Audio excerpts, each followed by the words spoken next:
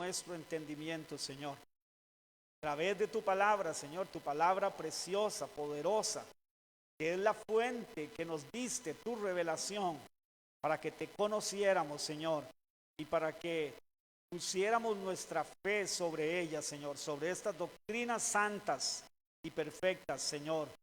En esta mañana te rogamos que tu Espíritu Santo nos dirija, nos guíe y ilumine nuestro entendimiento y que podamos, oh Señor, conocerte, porque tú dijiste claramente que en eso consistía, Señor, la vida eterna, Señor, en que conociéramos a Dios el Padre y a Jesucristo a quien Él había enviado.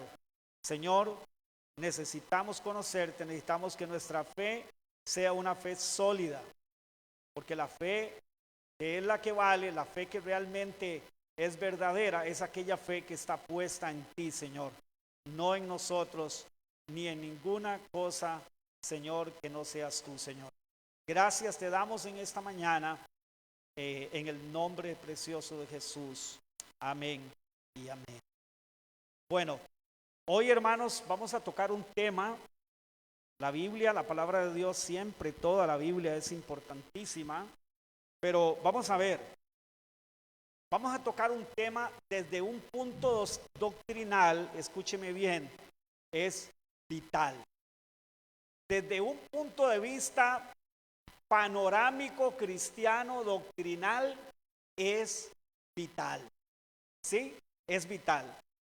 El tema de esta mañana, de esta serie que hemos venido hablando, Jesús, varón de dolores, el tema es que el rey vino a restaurar su reino universal.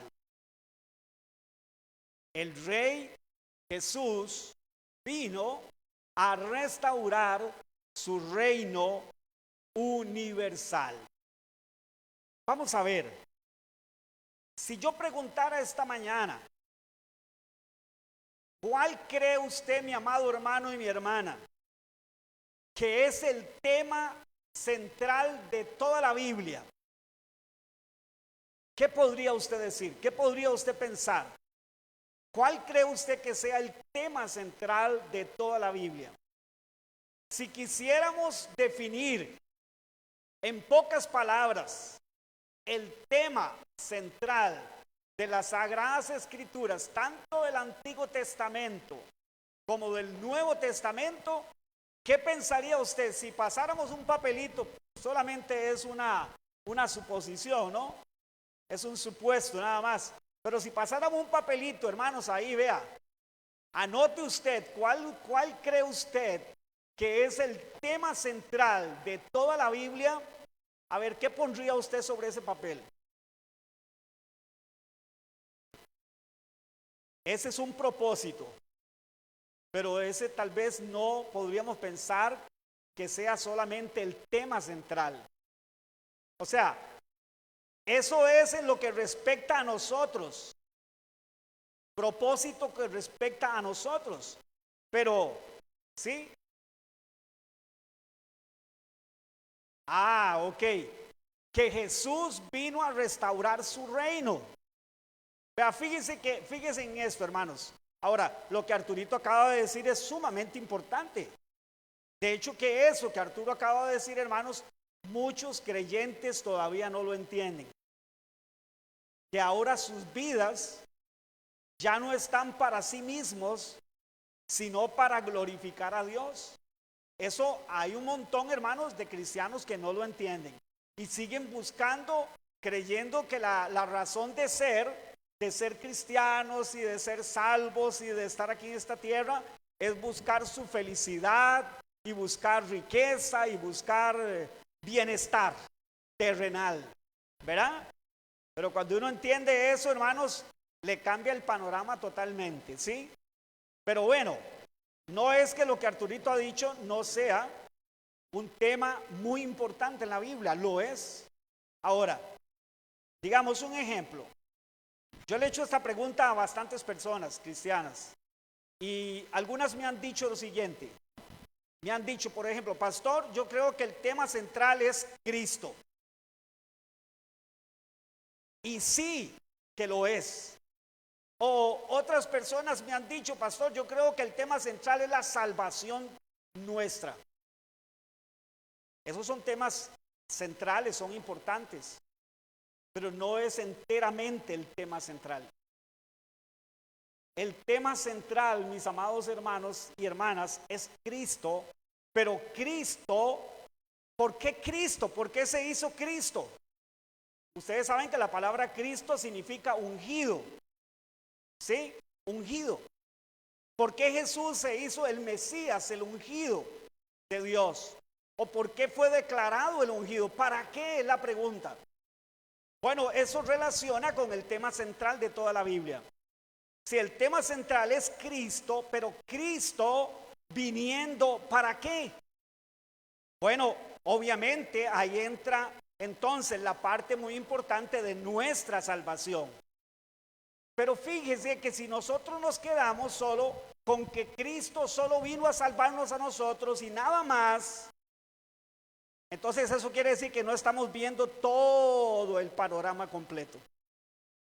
Hoy yo quisiera, hermanos, es muy difícil en una hora exponer todo esto porque es bien amplio.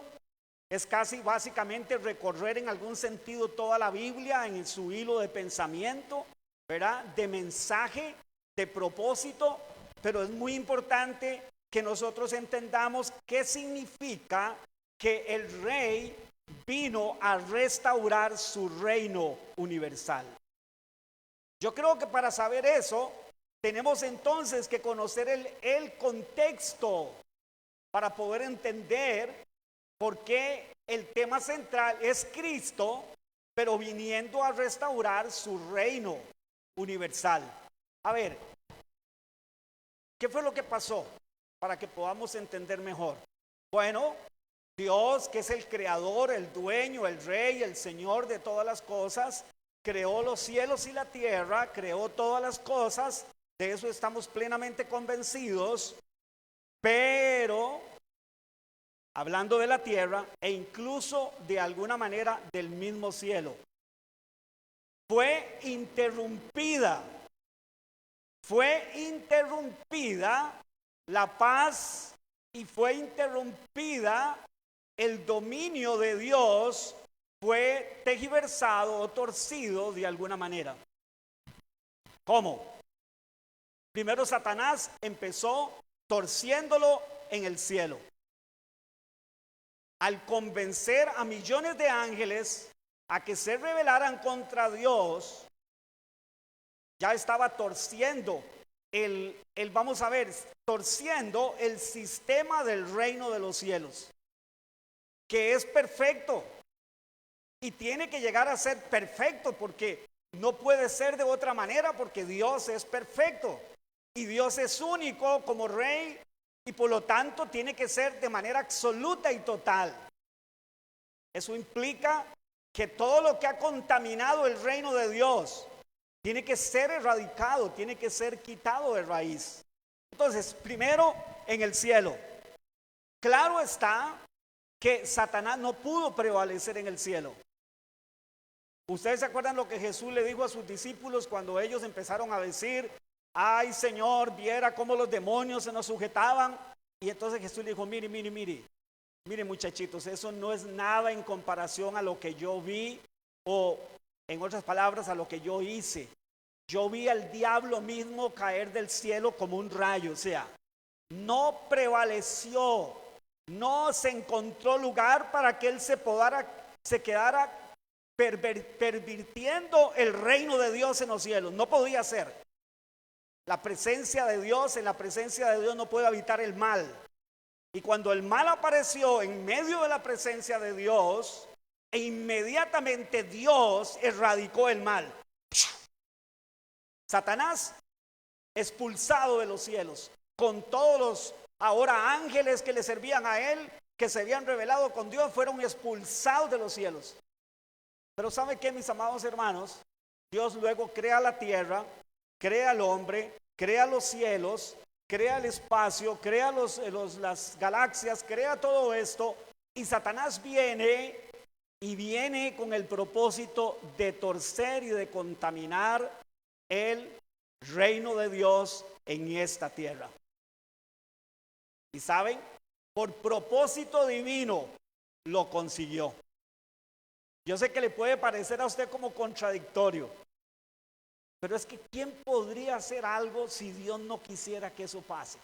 A ver,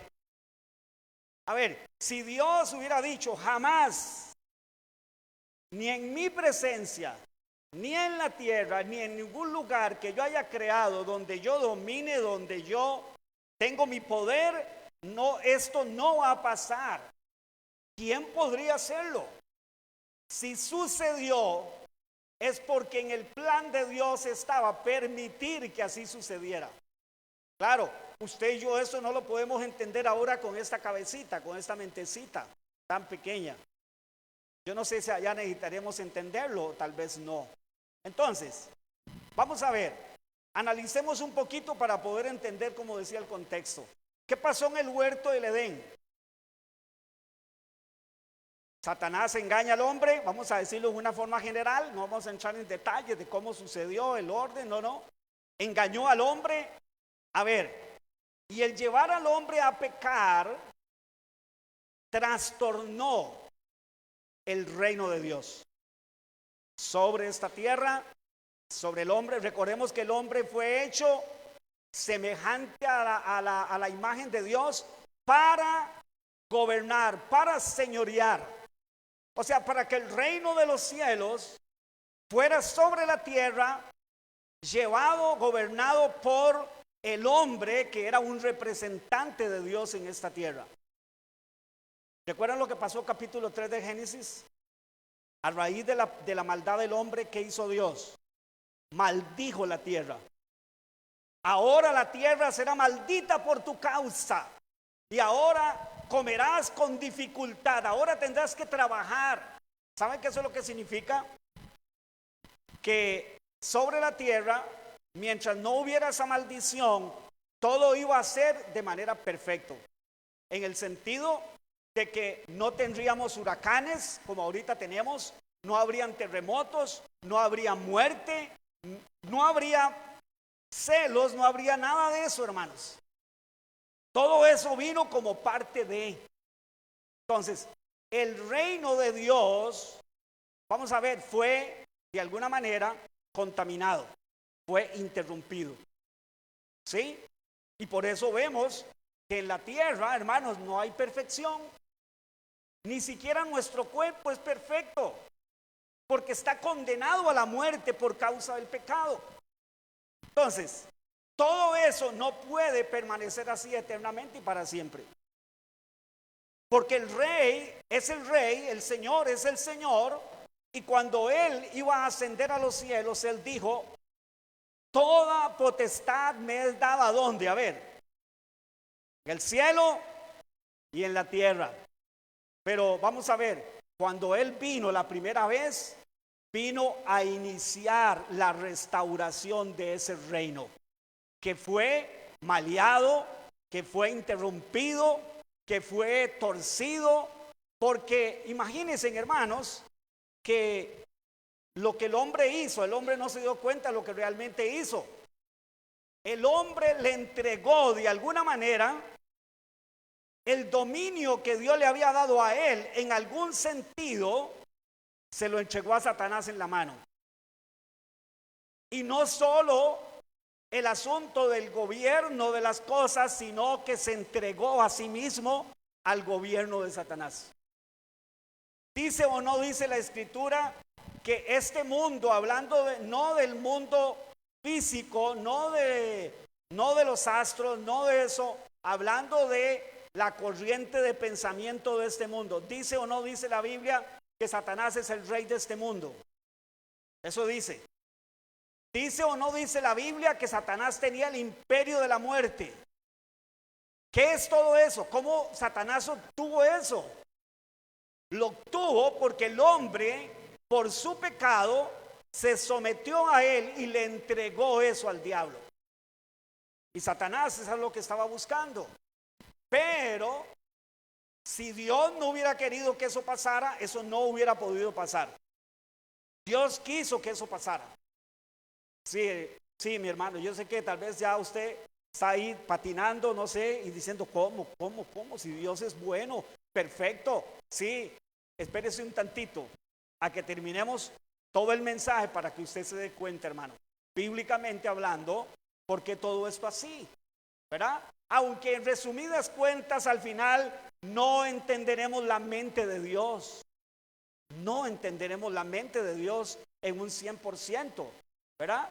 De lo que sí podemos estar confiados y tener la certeza es de quién es Dios. ¿Sí? De quién es Dios. Ok, bueno, vamos a ver, hermanos, en el capítulo 27, porque, a ver, antes de que leamos Mateo 27 del 1 al 14, a ver,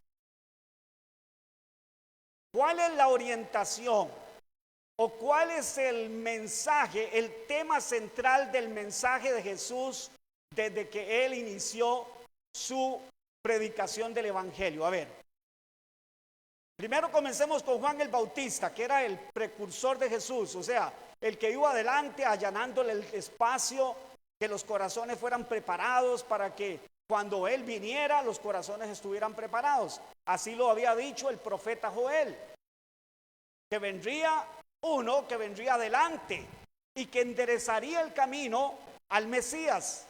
Bueno, a ver, ¿qué fue lo que Juan predicó primordialmente? ¿Cuál era el eje central de su discurso, de su predicación? ¿Se acuerdan? Arrepentíos porque el reino de los cielos se ha acercado. Arrepentíos porque el reino de los cielos se ha acercado. Pues fíjese, hermano y hermana, que ese tema central de la predicación de Juan no fue solo de Juan. Es que ese es el tema central del reino de los cielos. Y sabe, en un reino que ha sido contaminado, en un reino que ha sido distorsionado, en un reino donde se ha filtrado y se ha metido todo aquello que no tiene nada que ver con el carácter de Dios. Bueno, Jesús comienza su ministerio, por eso le dije que es un tema bastante extenso que vamos a tratar de resumir lo más posible. Mire, Jesús empieza a predicar y Jesús empieza a predicar exactamente lo mismo. Arrepentidos porque el reino de los cielos se ha acercado. Pero ¿qué luego dice Jesús? Le preguntan los fariseos y los saduceos, le preguntan que cuándo será que el reino, claro, ellos tienen otro concepto del reino. ¿Cuándo el reino va a ser restaurado? ¿Por qué preguntan eso? Porque el reino de Israel ha sido subyugado por siglos por otros imperios. ¿Se acuerdan? Babilonios, medo-persas, griegos macedonios y ahora romanos. Y ellos preguntan y dicen que cuándo el reino de Dios será restaurado. Y Jesús les dice que el reino de Dios no será anunciado diciéndole, mire, aquí está el Mesías, el que va a restaurar el reino. Como lo leímos, ¿se acuerdan? En Mateo 24, que la venida del Señor no es algo, vamos a ver, donde va a ser oculto. Venga, para contarle algo. El Mesías ya vino. ¿Cómo que ya vino? Sí, está en aquel edificio escondido. No, el Mesías ya vino, está en el desierto y está predicando, vamos. Jesús dijo que no sería así. ¿Cómo sería? Dijo Jesús. Todo ojo lo verá. Será algo tan evidente como cuando las aves vuelan, las aves de rapiña vuelan y dejan en claro que ahí hay un cuerpo muerto. O como cuando sucede el fenómeno de un rayo que cruza de lado a lado. Ya todo eso lo hemos visto, ¿cierto? Bueno, Jesús les dice a ellos que el reino ya está entre ellos. Y se está refiriendo él a sí mismo. Él está hablando de él. Porque él es el que establece el reino, restaura el reino y él es el reino. O más bien, él es el reino y por lo tanto él es el que establece y el que restaura el reino que se ha visto contaminado, el reino que se ha visto distorsionado. ¿Sí? Entonces, vamos ahora sí, porque resulta ser que cuando Jesús está a punto de ser ya condenado, Pilato le hace una pregunta, que esa pregunta nos lleva a entender en las respuestas de Jesús en Mateo y en Juan cuál es el tema central de toda la Biblia. ¿Cuál es el propósito? Vaya conmigo a Mateo 27. Ahora sí, después de tratar de reducir lo más posible el contexto para que podamos entender de la problemática, por decirlo así, de lo que ha acontecido, de lo que ha sucedido y de lo que va a acontecer. ¿Sí? Basado en lo que Él va a hacer y a dónde eso que Él va a hacer va a llevar el propósito para el cual Él está en esta tierra. Vaya conmigo al capítulo 27, verso 1 al verso 14, aunque vamos a hacer algo, hermanos. Para redimir el tiempo, vamos a leer aparte del verso 11, porque si usted analiza y ve los versículos anteriores, ya hablamos de ese tema y era de Judas. ¿Se acuerdan? Que Judas fue y entregó al Señor y le pagaron y después se ahorcó y todo ese asunto. Ya eso, ya hablamos de eso, ya no vamos a hablar de eso. Pero vamos ahora sí al capítulo, al verso 11, porque aquí es donde está, hermanos, el punto central. Sí, el punto central. Dice en el verso 11, Jesús pues estaba como en pie delante del gobernador. Era la costumbre romana, para que entendamos, que cuando alguien era acusado, tenía que permanecer al lado del gobernador, que era el juez en ese momento y el que podía dictar sentencia de muerte o de liberarlo, ¿verdad? Ahí está Jesús como el acusado delante de Pilato, que era el gobernador, y dice, y este le preguntó, oiga lo que le preguntó. Esta pregunta, hermanos, vamos a ver, tiene connotaciones muy importantes. Le preguntó diciendo, ¿eres tú el rey de los judíos? ¿Y qué le contestó Jesús? Y Jesús le dijo, tú lo dices. En buen tico, ¿sabe lo que eso significa? Usted tiene la boca llena de razón. Lo que usted ha dicho es una gran verdad. Eso es lo que le estaba diciendo. Verso 12.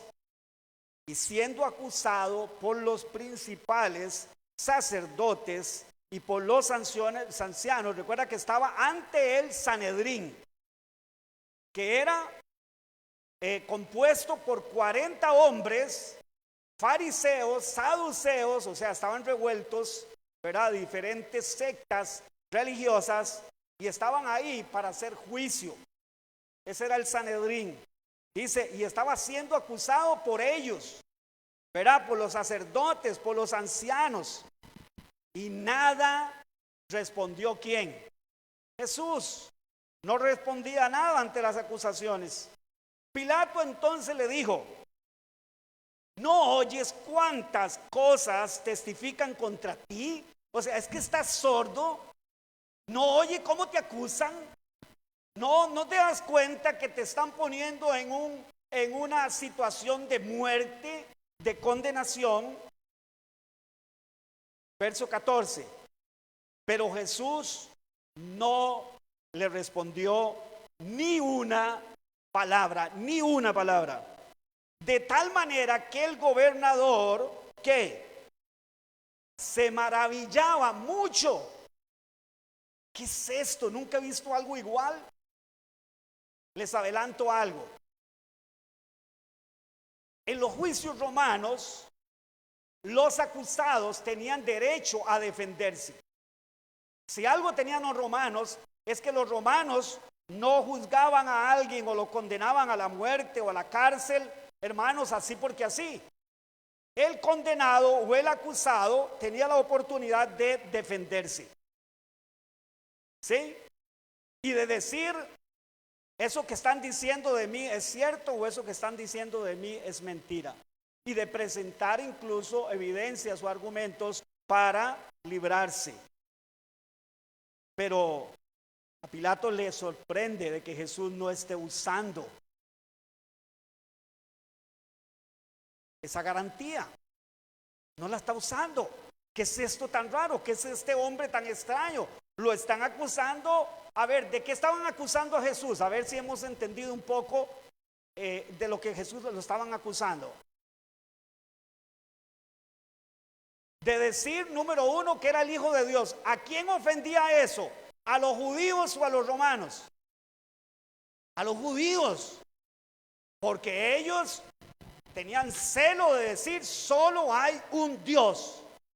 Y si éste dice que es hijo de Dios, estamos aquí ante un problema muy serio doctrinal. Porque entonces quiere decir que Dios tiene otro Dios, hijo. Y esto sí que no puede ser, y esto es una blasfemia, decían ellos. Pero a ver, ¿cuál era la otra? O sea, esta misma acusación llevaba a una segunda acusación. Sí, bueno, eso era una de las acusaciones que decían que iba a destruir el templo. Pero la otra acusación, hermanos, que una llevaba a la otra, era, si era el Hijo de Dios, por lo tanto, entonces era el rey. ¿Sí? A ver, ¿y eso con quién se metía? ¿Con los judíos o con los romanos? Con los romanos. ¿Por qué con los romanos? Porque ¿quién era el rey de los reyes para los romanos? El César. Y nada más que el César, porque era el rey y porque era Dios para ellos. Ellos lo adoraban, lo divinizaban. Y decir que había otro rey fue lo que hizo Herodes, ¿se acuerdan? Cuando vinieron aquellos reyes allá, aquellos sabios de Oriente y dijeron, ¿dónde está el rey de los judíos? ¿Cuál rey de los judíos? Sí, su estrella hemos visto. ¿Y qué terminó diciendo Herodes? Vayan y me lo hacen saber para ir yo también a adorarlo. ¿Por qué? Porque era un desafío. Era un desafío. Decir eso, hermanos, era echarse la soga al cuello. ¿Sí?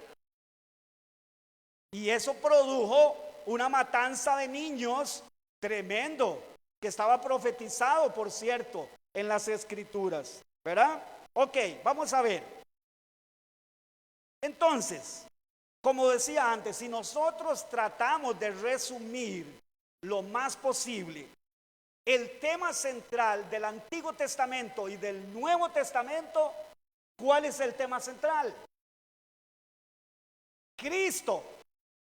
Pero Cristo restaurando su reino, descendiendo de los cielos, haciéndose hombre para pasar a través de la muerte y de la resurrección al dominio sobre Satanás, sobre su reino, desplazándolo, ¿verdad? Quitándole el poder a Satanás que había adquirido, venciendo la muerte, venciendo el pecado, y de esa manera entonces iniciar una restauración de su reino sobre esta tierra, en nuestra vida, en el cielo, en los cielos y en todo lugar. Yo quiero que vayamos a un pasaje bíblico porque creo que es esencial que lo veamos para que podamos entender mejor de qué trata el plan de Dios. Cuando vemos el plan de Dios de manera general, de ver el plan de Dios de una manera total, vaya conmigo a Efesios capítulo 1, versículo 9 y versículo 10. Yo espero que este tema, en lugar de aburrirnos, nos ayude a ampliar el entendimiento y que así cuando leamos la escritura podamos tener pues más entendimiento, más amplitud de todos estos temas. Vaya conmigo a Efesios capítulo 1, verso 9 y 10. Dice, dándonos a conocer, dice Pablo a los hermanos de Éfeso, ¿verdad? Y por lo tanto a nosotros, dándonos a conocer el misterio de su voluntad. ¿Cuál era el misterio de su voluntad? Todo lo que él planeó hacer, que desde un principio no era tan claro. ¿Sí? Vamos a ver. Si nosotros fuéramos expectantes o fuéramos espectadores del desarrollo de la historia humana, era como quedarnos pensando y decir, no entendemos por qué si Dios hizo al hombre a su imagen, por qué si Dios hizo todo y él dijo que era como bueno y bueno en gran manera. Y ahora vemos en el recorrido de la historia humana, vemos cómo todo se ha distorsionado. Cómo Caín mata a Abel salvaje y brutalmente. Cómo los hombres dice que se pervierten de una manera que en su corazón era de continuo solamente el mal y etcétera, etcétera. Bueno, vea lo que dice, pero es que Dios, en esa escena que estoy usando, es como que Dios diga, espérense un momentito, para que se den cuenta cuál es mi plan. ¿Sí? Es cuestión de tiempo, ya van a ver, yo sé lo que estoy haciendo, ¿verdad? No se desesperen, ¿verdad? Ok, dice, el misterio de su voluntad, según el beneplácito, o sea, según lo que a él le complació hacer, el cual se había propuesto, oiga, en sí mismo. Dios se propuso hacer todas las cosas de esa manera, el Padre, el Hijo y el Espíritu Santo en consenso, Dios en sí mismo. ¿De qué? Verso 10, aquí es donde viene el punto central. De reunir, ¿qué dice? Lea conmigo. Reunir todas las cosas, ¿de qué manera? ¿Qué significa reunir todas las cosas? Restaurar todas las cosas. Volverlas de nuevo al orden de Dios. Volverlas al orden santo y perfecto de Dios. Pero ¿a través de qué lo hizo Dios o dispuso Dios hacerlo? De Cristo, de su Hijo. Usted va a ir, usted va a hacer esto, usted va a pasar por todo esto y de esta manera vamos a restaurar el reino. El reino que yo te he entregado, el reino que yo te he dado. Sigue diciendo, en la dispensación, o sea, en el cumplimiento de los tiempos. ¿Ven? ¿Ven que es toda la historia humana para al final poder ver ya ahora a través de la escritura lo que nuestros ojos no pueden ver? ¿De qué manera contemplamos nosotros el plan de Dios? A Dios y su plan a través de la escritura, al menos en lo que Dios ha querido revelar. ¿Sí? Entonces dice, en la dispensación del cumplimiento de los tiempos, así las que están ¿a dónde? En los cielos, como las que están en la tierra. Aclaro, no es que las del cielo estén, hermanos, contaminadas. Solo que ahí ocurrió algo que no estaba de acuerdo al orden perfecto de Dios. Y es que apareció Satanás haciendo lo malo en la misma presencia de Dios. Pero todo eso está bajo el control de ese soberano Dios, que Él es el único que sabe lo que está haciendo y lo que Él permite que suceda y lo que no permite que suceda. ¿Sí? Eso es tan importante, hermanos, para que nosotros podamos ver entonces la vida y la fe cristiana de una manera global, de una manera completa, sin dejarnos llevar por nuestras preocupaciones y lo que nosotros no entendemos. Y entonces a veces, una vez mi esposa usaba una expresión que yo creo que a mí me ha servido para pues explicar un poquito esto. Ustedes saben que una cadena se compone ¿de qué? Eslabones. Bueno, en la cadena del entendimiento del plan de Dios, a veces a uno le quedan falta de eslabones. Entonces es como que la cadena va y de pronto la cadena se interrumpe porque no encuentro cómo enlazar esto con lo otro. Bueno, déjenme decirle, hermanos, aquí está lo suficiente para que usted y yo entendamos los diferentes eslabones, cómo une una cosa con otra. Y eso es lo que estamos haciendo esta mañana.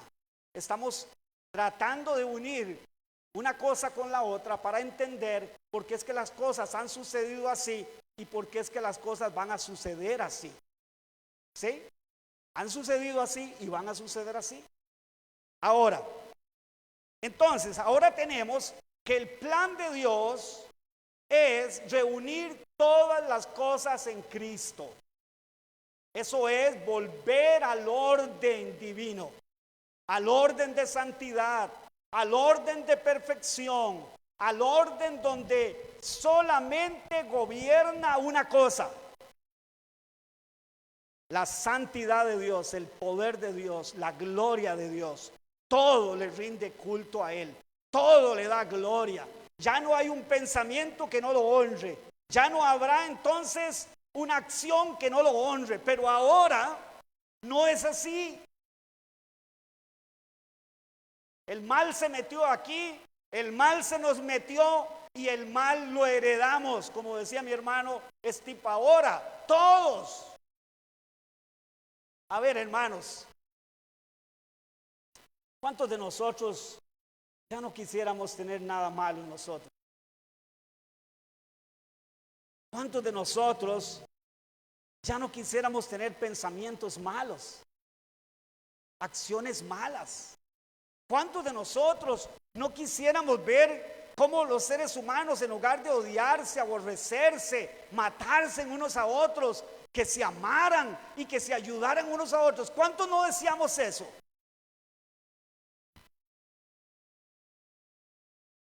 Yo sé que todos los que tenemos el Espíritu Santo anhelamos eso, hermanos. Y le tengo más que buenas noticias. Eso así va a ser, hermano. Eso así va a ser. Eso es lo que viene.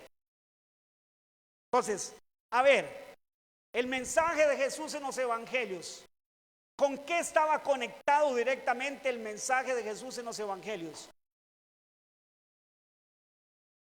Escuche estas expresiones: con la restauración del reino de los cielos. A ver, las parábolas, muchas de ellas, ¿con qué estaban conectadas? Jesús dijo: el reino de los cielos es semejante a la levadura. ¿Por qué la levadura? Yo no sé si usted sabe que la levadura tiene un poder para transformar o para corromper, podríamos decir, pero en un buen sentido, una gran cantidad de masa. Un poquito de levadura leuda un montón de masa, corrompe, vamos a ver, crea, fermenta un montón de masa.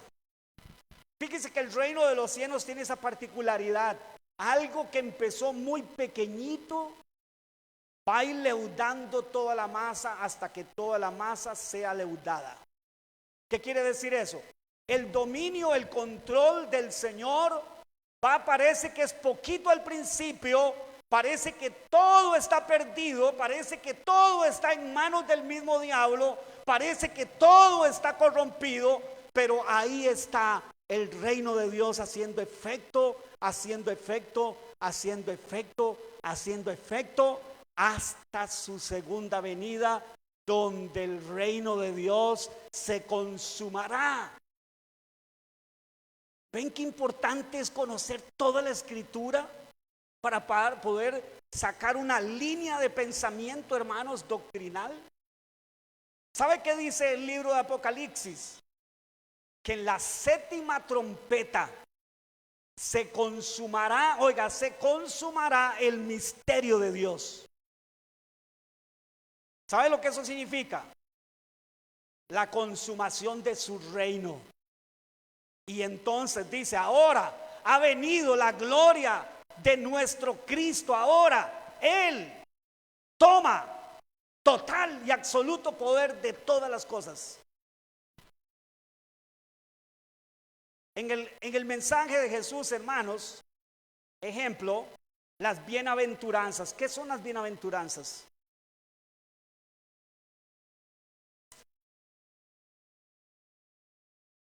Los rasgos, las características de aquellos que vivimos en el reino de Dios.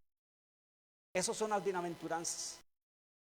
Y de ahí, hermanos, usted verá todo.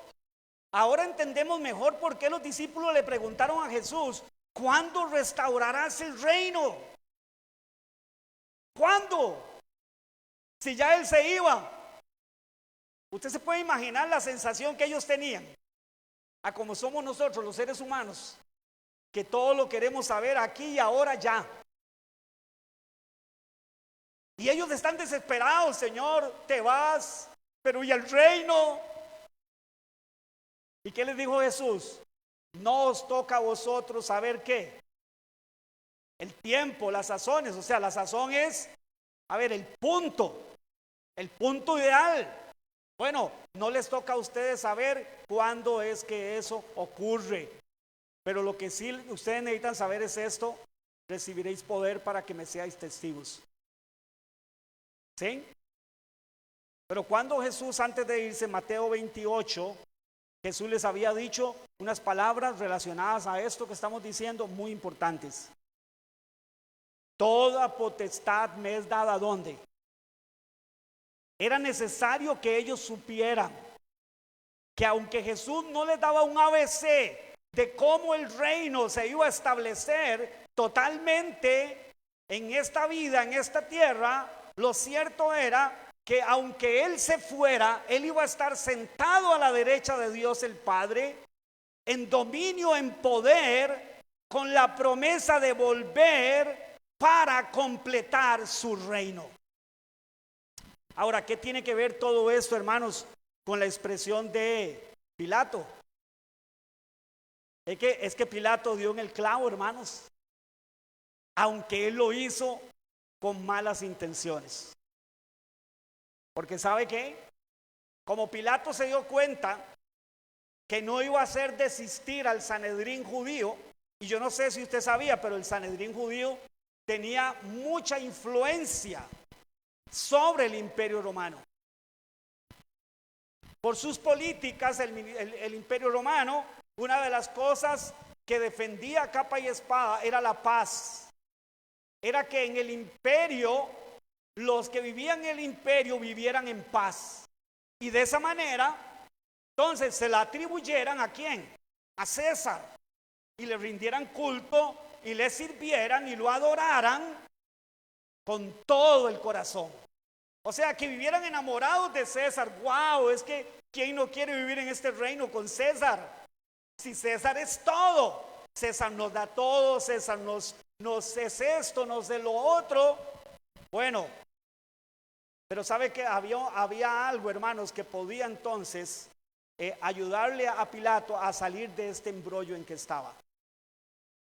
Y es que si Jesús confesaba de lo que lo estaban acusando, entonces él iba a poder decir de una manera sarcástica, de una manera sagaz, iba a poder decir: bueno, yo no encuentro ningún delito en este hombre, pero entonces aquí se los entrego, condénenlo ustedes.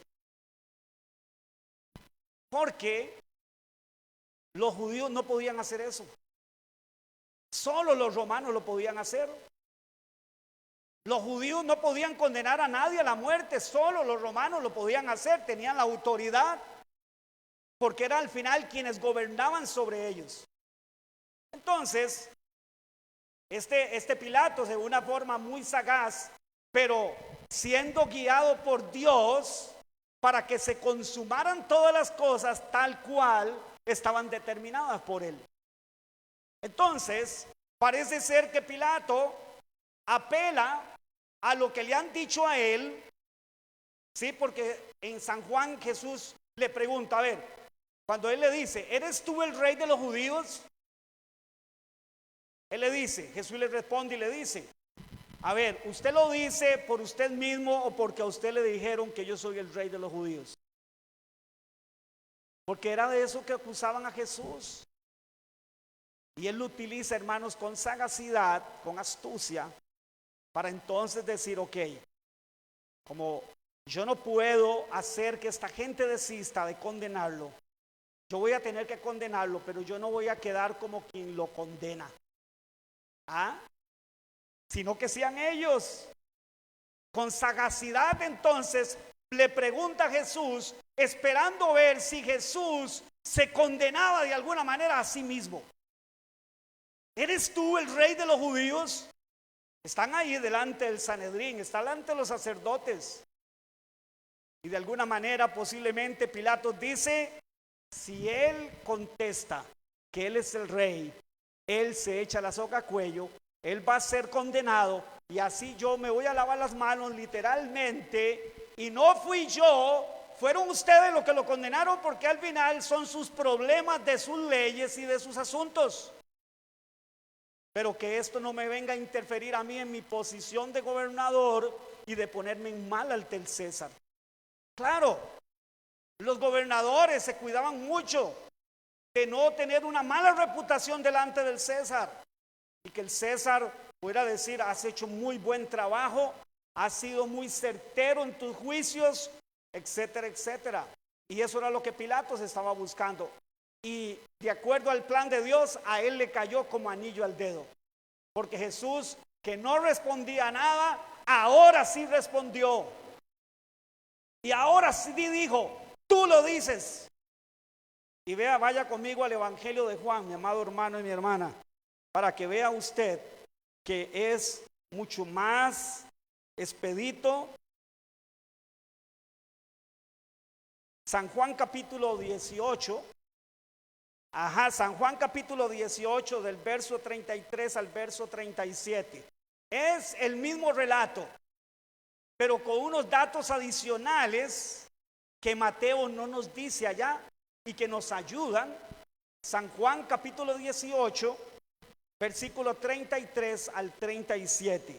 Dice, entonces Pilato volvió a entrar en el pretorio y llamó a Jesús y le dijo, ¿eres tú el rey de los judíos? Ven la pregunta maliciosa, ¿verdad? O sea, era una pregunta maliciosa. Era para que Jesús se condenara a sí mismo delante de ellos. Jesús respondió, ¿dices tú esto por ti mismo o te lo han dicho otros de mí? Y claro, que otros se lo habían dicho. ¿Quiénes? El Sanedrín, los sacerdotes. Le estaban diciendo, Pilato, pero es que usted tiene que condenarlo, porque él dijo que él es el rey y que es nuestro rey. Eso quería decir, o sea, que no es César. César no es nuestro rey. Él está diciendo que él es nuestro rey. Él se está autodeclarando como el rey. Claro. Eso era de alguna manera para encender la furia de Pilato y que Pilato dijera, eso no puede ser. Entonces Pilato le respondió, oiga, ¿soy yo acaso judío? ¿Qué le pasa metiéndome usted a mí en estos asuntos de ustedes los judíos? A ver, ¿soy yo acaso judío? Tu nación, dice, y los principales sacerdotes te han entregado a mí. Ya dígame, ¿qué es lo que usted ha dicho? ¿Cuál es el delito realmente? Ya, por favor, dígamelo. Claro, Pilato estaba en gran angustia, hermanos. Estaba entre la espada y la pared. No podía quedarle mal a los judíos, pero tampoco quería ir a hacer un juicio malo, que luego lo pusiera a él en problemas con el César. Entonces dice, mire, ustedes arréglense de sus asuntos, de sus leyes y de sus cosas, pero usted dígame realmente qué es lo que usted ha hecho. Respondió Jesús y le dijo, oiga, mi reino no es de este mundo. ¿Qué le está diciendo Jesús con eso? Sí, yo soy el rey, pero le aclaro, mi reino no es de este mundo. Mi reino no es según la naturaleza del reino de este mundo. Si mi reino fuera de este mundo, mis servidores, ¿qué dice? Pelearían para que yo no fuera entregado a los judíos, pero mi reino no es de aquí. ¿Sí? Sí soy el rey, y sí vengo a reinar, y sí vengo a establecer el reino, pero no según los reinos de este mundo, no según las leyes, no según se rige el gobierno de este mundo. Le dijo entonces Pilatos: ¿luego eres tú rey? O sea, si usted me está hablando de que usted tiene un reino que no es de este mundo y todo eso, es porque usted es un rey. Respondió Jesús: tú lo dices, que yo soy rey. Y yo escuche, yo para esto he nacido. ¿Qué significa he nacido? He venido, me he encarnado, me he hecho hombre para esto. ¿Sí? Y para esto he venido a este mundo. ¿Para qué? Para ser rey y para restaurar mi reino, que no es de este mundo, que no es conforme a los valores de este mundo, para dar testimonio, dice, a la verdad. Todo aquel que es la verdad, dice, oye mi voz. Todo aquel que es de la verdad, oye mi voz. Bueno, hermanos, ahora yo creo que lo tenemos mucho más claro, ¿no? Realmente Jesús no solo dice que Él es rey y asegura que lo que Pilato está diciendo es una gran verdad, pero que le aclara que su reino no es de este mundo. De alguna manera le estaba diciendo: mire, el reino de su amo no corre peligro conmigo por ahora. Por ahora el reino de su amo yo se lo entregué. Yo lo hice rey. Yo lo puse ahí. ¿O acaso no dice la palabra del Señor allá en el capítulo, en el libro de Daniel, que Él es quien quita y pone reyes? ¿Quién es el que quita y pone reyes? ¿Los hombres o Dios? Si entendemos lo que es la soberanía de Dios, Dios. Yo te puse, le dijo Dios a Nabucodonosor, yo te puse. La mente humana diría, nosotros lo pusimos. Él diría, yo me puse. Yo con mi sagacidad, con mi poder, con mi ejército, con mi fuerza. Esto no son, ¿verdad?, las cosas que yo he edificado con mi gloria, con mi poder, con mi capacidad. Pero en la realidad, ¿quién fue el que lo puso? El rey, el que quita y pone, el que da y quita, el que quita y da cuando Él quiere. Él da la vida cuando Él quiere, Él la quita cuando Él quiere. Él pone reyes cuando Él quiera, Él los quita cuando Él quiere, cuando cumplen su voluntad. Todo absolutamente cumple la voluntad de aquel que está sentado en el trono. Hermanos, si esto no es así, entonces, ¿qué significa que Él es el rey? Si todo no está sujeto a Él, entonces, ¿qué significa que Él es Dios todopoderoso? ¿Qué significa que Él es omnipotente, omnisciente, omnipresente, etcétera, etcétera? Que todo está bajo su dominio. Bueno, eso es lo que significa, mis amados hermanos y hermanas. Pero para iniciar la restauración de su reino, Él tenía que venir a estar en el grado más bajo y pasar por lo más terrible a lo cual nosotros estábamos condenados. ¿A qué estábamos condenados? Romanos 3:23. Por cuanto todos pecaron, están destituidos de la gloria de Dios. La muerte. Dios le dijo al hombre en el huerto del Edén: el día que pecares, ciertamente morirás. ¿Se dan cuenta, hermanos? ¿Se dan cuenta cómo Jesús, para ser él el instrumento divino, Dios mismo, Él en persona, tenía que pasar por todo eso para vencer al que tenía el imperio de la muerte? Eso dice la palabra del Señor. Mire, vaya conmigo a Hebreos. Nos quedan unos minutos, pero vaya conmigo a Hebreos. Quisiera tocar por lo menos 2 pasajes más que creo que son muy esenciales para terminar de entender esto, hermanos. ¿Sí? Vaya conmigo rápidamente a Hebreos capítulo 2, verso 14. Así que, por cuanto los hijos participaron de carne y de sangre, él también, ¿qué hizo? Participó de lo mismo, o sea, de carne y de sangre, se hizo hombre, se hizo un humano como usted y como yo, para destruir. Oiga, esto tiene un propósito. Él se hizo hombre, ¿para qué? ¿Para salvarnos a nosotros solamente? No, sí, pero para eso tenía que pasar por esto, para destruir por medio de la muerte, ¿a quién? Al que tenía el imperio de la muerte. Esto es, ¿se dan cuenta de lo que les dije antes? Que no es mi interpretación, es lo que la Biblia dice. ¿Quién tenía el imperio de la muerte en su mano? Satanás. O sea, él tenía el imperio de la muerte. Ahora, vean qué interesante, mis amados hermanos, qué glorioso es nuestro Dios. Porque Dios podía o no podía simplemente decirle, deme eso y ya. Y se acabó. Pero, ¿cuál fue el camino que Dios escogió para quitarle el imperio de la muerte al diablo?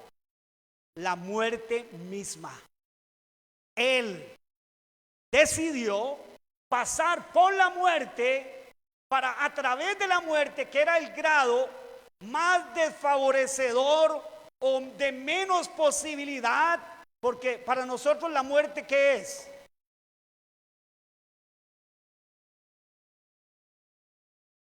Sí, pero vamos a ver, perdón.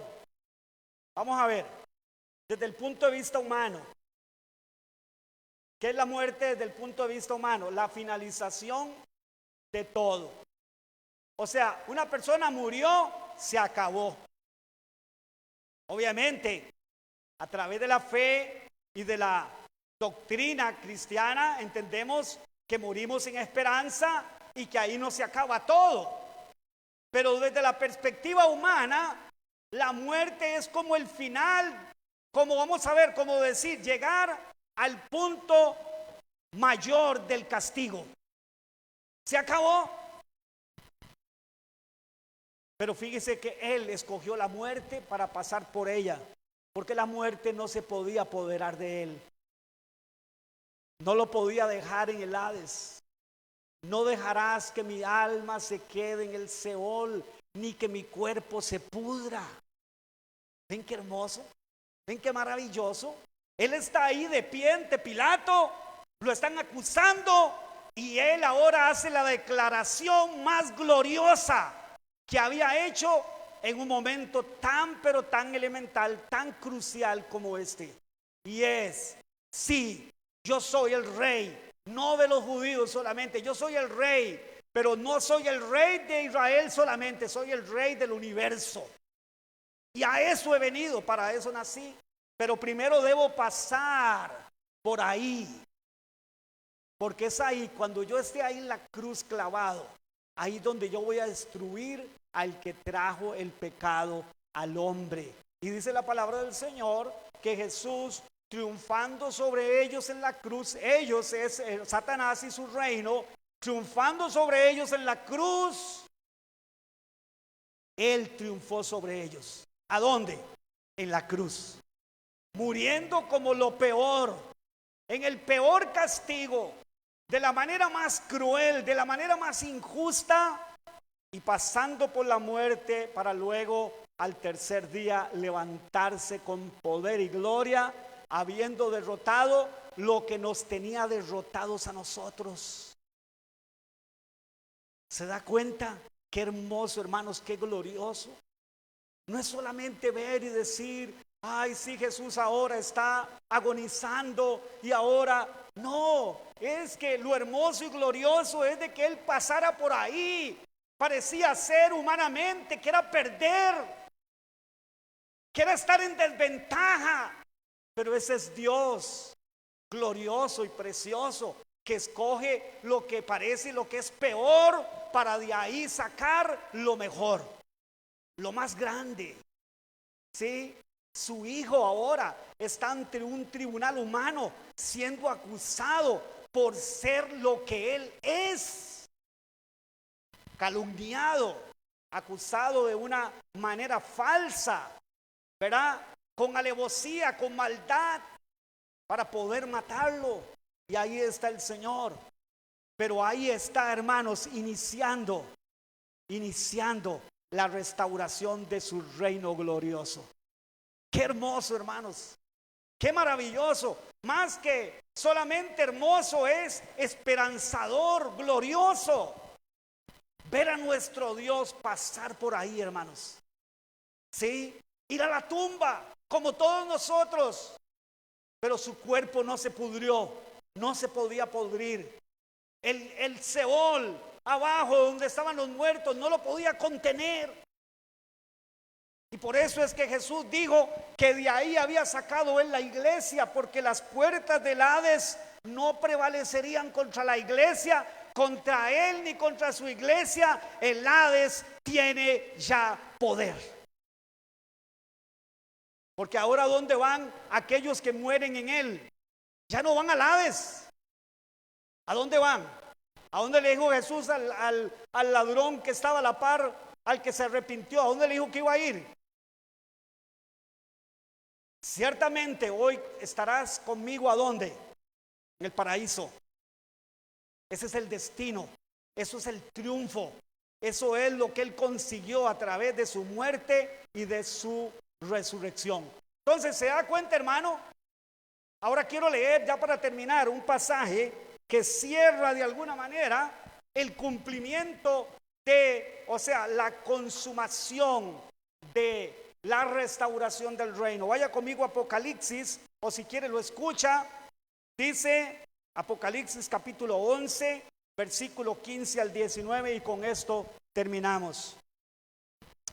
El séptimo ángel tocó la trompeta y hubo grandes voces en el cielo que decían: los reinos del mundo. Hermanos, esta escritura a mí me recontra ultra fascina, porque oiga, dice: los reinos del mundo han venido a ser de nuestro Señor y de su Cristo. Dice, han venido a ser de nuestro Señor y de su Cristo. Y escuche, y Él reinará por los siglos de los siglos. Los 24 ancianos que estaban sentados delante de Dios, esos 24 ancianos representan a la iglesia, y en sus tronos se postraron sobre sus rostros y adoraron a Dios, diciendo: te damos gracias, Señor Dios Todopoderoso, el que eres y que eras y que has de venir, porque has tomado tu gran poder, dice, y has reinado. O sea, tu reino ha llegado al clímax, pero ha llegado a la máxima expresión. ¿Y qué más dice? Y se airaron las naciones, y tu ira ha venido. Y el tiempo de juzgar a los muertos y de dar galardón a tus siervos los profetas, a los santos y a los que temen tu nombre, y a los pequeños y a los grandes, y de destruir a los que destruyen la tierra. Oiga, dice, y el templo de Dios fue abierto en el cielo, y el arca de su pacto se veía en el templo, y hubo relámpagos y voces y truenos, y un terremoto y grande granizo. ¿Vio la escena? Qué hermosa. Lo que comenzó como la levadura, ahora acaba como el todo, consumando el reino. ¿Para qué vino Cristo entonces? ¿Cuál es el tema central de toda la Biblia? Cristo viniendo para restaurar su reino. El rey vino a restaurar su reino. A eso vino el rey. Vamos a terminar con este canto, hermanos, unos minutitos solamente. Ahora cantamos un canto, hermanos, que le decía yo a Steve, que es justo. Bueno, mi hermana Magali, bueno, y por ahí está Jonah también. Bueno, y Casey que está. Póngase de pie, hermanos, si usted puede, un momentito, vamos a cantar ese canto y con ese canto vamos a finalizar el culto de esta mañana. Pero ahora sí, cántelo con mayor entendimiento, ¿sí? Porque ahora sí, imagínese, hermano, lo que el Señor ha hecho, lo que está